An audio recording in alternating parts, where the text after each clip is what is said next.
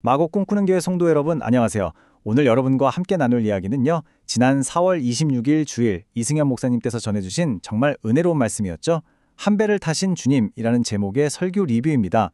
우리가 인생을 살다 보면 진짜 예고도 없이 갑자기 들이닥치는 거센 폭풍우를 만날 때가 있잖아요. 도대체 그럴 때 우리는 어떻게 해야 진정한 평안을 누릴 수 있을까요? 오늘 정리된 핵심 내용들을 쭉 따라가 보면서요. 그 귀한 말씀의 은혜를 우리 마음에 다시 한번 깊이 새겨보는 시간을 가졌으면 좋겠습니다. 자, 그럼 바로 시작해볼까요? 여러분, 인생에서 정말 캄캄한 위기가 닥쳐왔을 때를 한번 떠올려 보시겠어요? 건강이 하루아침에 무너지거나 재정적으로 너무 큰 타격을 입거나 아니면 정말 믿었던 인간관계에서 깊은 상처를 받을 때 말이죠. 이런 인생의 돌풍은 진짜 언제나 예고 없이 찾아와서 우리 삶을 완전히 뿌리채 흔들어 놓거든요. 그런데 참 이상하죠? 왜 우리는 이런 위기의 순간마다 철저하게 혼자 버려진 것 같은 그 뼈저린 외로움과 공포를 느끼는 걸까요? 마치 끝이 없는 망망대해에 덩그러니 홀로 남겨진 것처럼 말이에요. 오늘 이 깊은 질문에 대한 답을 찾기 위해서 우리는 5가지의 흐름을 따라가 볼 건데요. 인생에 불어닥치는 예고 없는 광풍부터 시작해서 주무시는 예수님에 대한 우리의 오해, 진짜 믿음의 의미, 그리고 가장 중요한 핵심인 공동 운명체라는 개념, 마지막으로 그 침묵 속에서 누리는 참된 평안까지 차례대로 만나보겠습니다. 자, 그럼 첫 번째로 그 예고 없이 찾아오는 인생의 광풍 한가운데로 함께 들어가 보시죠. 성경 속 제자들이 배를 타고 건너던 갈릴리 호수, 다들 아시죠? 사실 이 갈릴리 호수가 지형적으로 진짜 독특하거든요. 해수면보다 무려 200m나 낮게 폭 파여 있는 데다가 주변은 또 높은 산들로 빙 둘러싸여 있어요. 특히 저 북쪽에는 해발 2,800m가 넘는 만년설이 덮인 헤르몬산이 딱 버티고 있단 말이죠. 여기서 만들어진 그 차가운 공기가 호수의 따뜻한 공기랑 확 부딪히면 어떻게 될까요? 네, 말 그대로 미친 바람, 엄청난 광풍이 갑자기 불어닥치는 거예요. 갈릴리 바다에서 평생 뼈가 굵은 베테랑 어부 출신 제자들마저도 완전히 이성을 잃고 패닉에 빠질 만큼 이건 너무나 끔찍하고 실제적인 생존의 위기였던 겁니다. 그런데 말이죠. 이 난리통에 예수님은 도대체 뭘 하고 계셨을까요? 두 번째, 주무시는 예수님과 우리의 오해입니다. 한번 상상해 보세요. 배가 금방이라도 부서질 듯 물이 차오르는 이 긴박한 상황 속에서 진짜 기가 막힌 장면이 펼쳐집니다. 한쪽에서는 제자들이 죽음의 공포에 사로잡혀서 물을 퍼내고 소리치며 절망하고 있는데 놀랍게도 예수님은 배 뒤쪽에서 베개를 베고 아주 평안하게 주무시고 계시는 거예요. 아니, 아무리 피곤하셔도 그렇지 어떻게 이 물바다 속에서 주무실 수가 있을까요? 제자들이 죽든 말든 전혀 관심이 없으셨던 걸까요? 사실 이 모습은요, 우리가 인생의 고통 속에 있을 때 하나님은 내 아픔에 아무 관심도 없고 철저히 침묵하시는구나 라고 느끼는 우리의 연약한 마음을 너무나 정확하게 보여주고 있습니다. 결국 제자들이 꾹꾹 참다가 폭발하고 말입니다. 예수님을 막 흔들어 깨우면서 이렇게 원망 섞인 비명을 지르죠. 선생님이여, 우리가 죽게 된 것을 돌보지 아니하시나이까. 성도 여러분, 솔직히 이 외침 너무 공감되지 않으세요? 우리도 삶의 위기 앞에서 주님이 가만히 계시는 것 같을 때 예수님, 저 지금 죽겠는데 왜 안 도와주십니까? 하고 악다구니를 쓸 때가 있잖아요. 주님을 그저 나를 멀리서 구경하는 분이나 내가 필요할 때만 짠! 하고 나타나서 도와줘야 하는 분으로 단단히 오해하고 있는 거죠.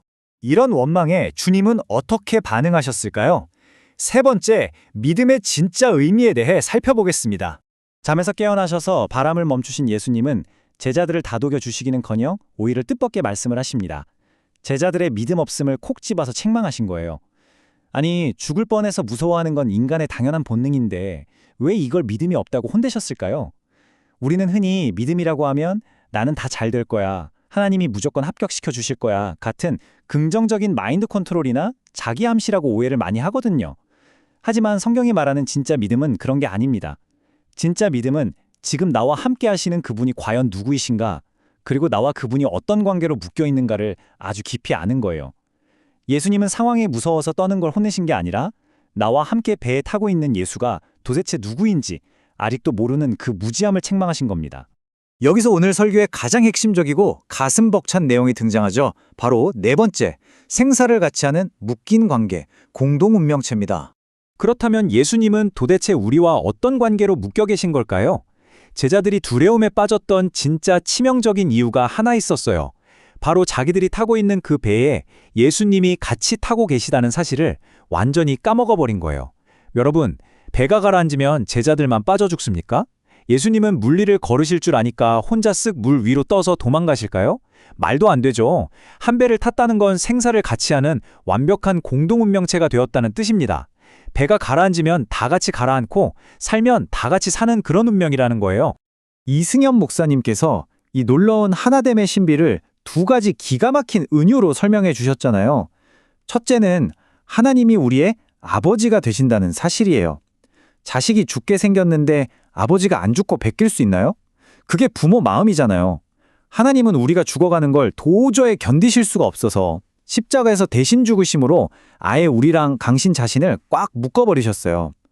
둘째는 예수님이 우리 교회의 머리가 되신다는 겁니다. 머리와 몸은 하나로 연결되어 있어서 팔이 잘리는데 머리가 안 아플 수가 없거든요. 때려야 뗄 수 없는 생명의 결합인 거죠. 이제 너의 문제는 내 문제고 너의 아픔은 내 아픔이다. 이게 바로 주님의 강력한 선언인 겁니다.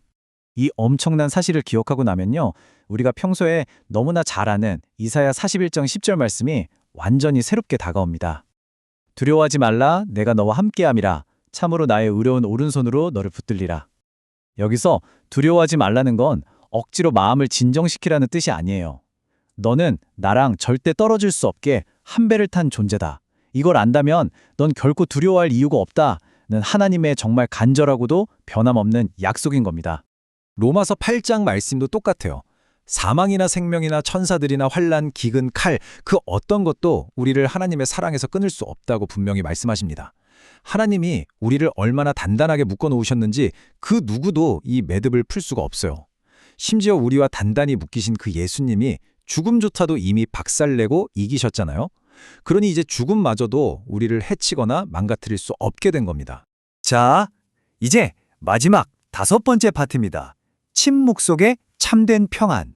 성도 여러분, 인생의 거센 폭풍 속에서 주님이 주무신다고 느껴질 때 절대 불안해하거나 놀라지 마십시오.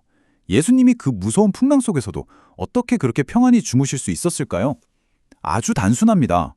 이깟 바람 따위가 우리 배를 결코 침몰시킬 수 없다는 걸 예수님은 너무나 잘 알고 계셨기 때문이에요.